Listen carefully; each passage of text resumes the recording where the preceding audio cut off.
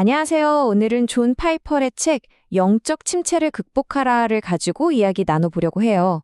살다 보면 누구에게나 기쁨이 희미해지는 순간이 오잖아요.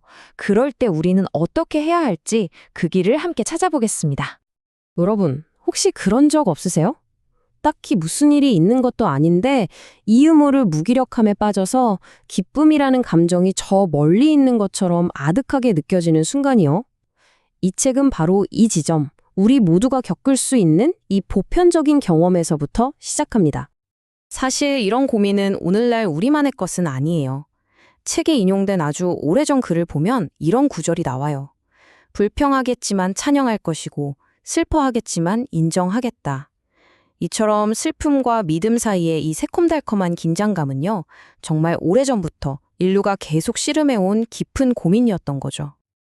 자, 첫 번째 섹션, 기쁨이 사라질 때입니다. 그렇다면 이 책에서 말하는 영적 침체라는 게 정확히 뭘까요? 한마디로 영적인 기쁨은 싹 사라지고 모든 게 무덤덤해지면서 낙담하는 상태가 길게 이어지는 걸 의미해요. 그럼 두 번째 섹션, 불행의 뿌리로 넘어가 볼게요. 우리가 영적 침체에 빠지면 보통 그 증상에만 막 매달리잖아요? 그런데 이 책은 그게 아니라고 말합니다.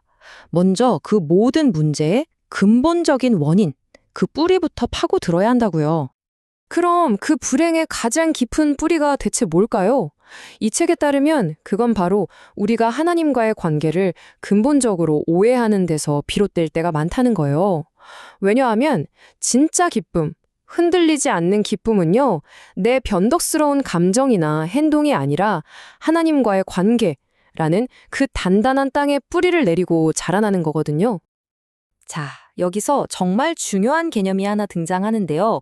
바로 칭의입니다. 말이 좀 어렵게 들릴 수도 있는데 아주 쉽게 말해서 이런 거예요. 우리가 뭘 잘해서가 아니에요. 그냥 하나님께서 일방적으로 법정에서 판사가 선언하듯이 너는 의롭다 하고 땅땅땅 선언해 주시는 거죠. 자, 화면에 보세요. 이 칭의는 딱 한 번의 선언으로 주어지는 집으로 치면 기초 공사 같은 거예요. 아주 단단한 기반이죠. 반면에 성화는 뭐냐면 그 튼튼한 기초 위에서 평생에 걸쳐 집을 지어 올리는 성장의 과정인 셈입니다. 그런데 이 책이 뭘 지적하냐면요. 바로 이 두 개를 헷갈린다는 거예요. 이미 선물로 주어진 그 기초를 내가 뭘 해서 얻어내려고 계속 땅만 파고 있는 거죠. 바로 여기서부터 수많은 영적 혼란이 시작된다는 겁니다. 세 번째 섹션, 침체의 진단입니다. 이렇게 하나님과의 관계라는 가장 중요한 기초가 흔들리면 우리 삶에는 구체적으로 어떤 증상들이 나타나게 될까요? 이 책은 마치 의사가 진단하듯이 그 잠재적인 원인들을 하나하나 짚어봅니다. 책에서 제시하는 원인들을 보면 신체적인 컨디션 문제일 수도 있고요. 아니면 정서적인 절망감이나 의심 때문일 수도 있어요. 또 마음속에 묵혀둔 죄의 무게 혹은 너무 자기중심적인 삶을 살고 있는 게 원인일 수도 있죠. 이게 하나만 딱 나타나는 게 아니라 여러 가지가 복합적으로 작용하는 경우가 많다는 거예요. 그래서 침체를 이겨내는 첫걸음은 지금 내 상태가 어떤지 솔직하게 들여다보는 것, 바로 거기서부터 시작된다고 말합니다. 이게 중요한 게 뭐냐면요. 책에서는 우리를 영혼, 마음, 육체가 따로따로 노는 존재가 아니라고 봐요. 다 연결되어 있다는 거죠. 그러니까 몸이 아프면 당연히 영혼도 지칠 수 있고요. 또 마음속에 깊은 절망감이 있으면 그것도 영적인 활력을 갉아먹을 수 있다는 겁니다. 그리고 또 이런 내면의 문제들, 그러니까 해결하지 않은 죄의 문제라든지 아니면 자꾸만 다른 사람을 섬기기보다는 내 안으로만 파고드는 그런 삶의 태도 같은 것들도 지적을 하는데요. 이런 것들이 쌓이면요. 아무리 우리 믿음의 기초가 튼튼하다고 해도 마치 짙은 안개가 앞을 가리듯이 우리가 기쁨을 제대로 느끼지 못하게 막는 그런 내면의 장벽이 될 수 있다는 거죠.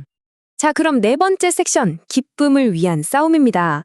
진단까지 다 내렸어요. 그럼 이제 처방이 나와야겠죠? 이 책이 제시하는 처방은 뭘까요? 그건 바로 가만히 앉아서 기쁨이 찾아오길 기다리는 게 아니라는 겁니다. 아주 능동적이고 의도적으로 기쁨을 위해 싸워야 한다는 거죠. 마음속에 정말 단 1%의 기쁨도 느껴지지 않을 때 이 책은 아주 구체적인 행동 지침을 줍니다. 첫째, 기쁨은 그냥 스쳐 지나가는 감정이 아니라 우리의 의무라는 걸 기억하래요. 둘째, 내 마음을 짓누르는 죄가 있다면 정직하게 고백하라는 거고요. 셋째, 기쁨을 달라고 기도는 하되 감정이 생기기 전이라도 먼저 순종으로 행동하라는 겁니다. 그리고 마지막으로 마음은 아직 따라오지 않더라도 입술로 먼저 감사하다고 말해보는 거죠. 바로 이런 작은 행동들이 변화를 만들어내는 시작점이 될 수 있다는 거예요. 자, 마지막 5번째 섹션, 어둠 속에서의 돌봄입니다.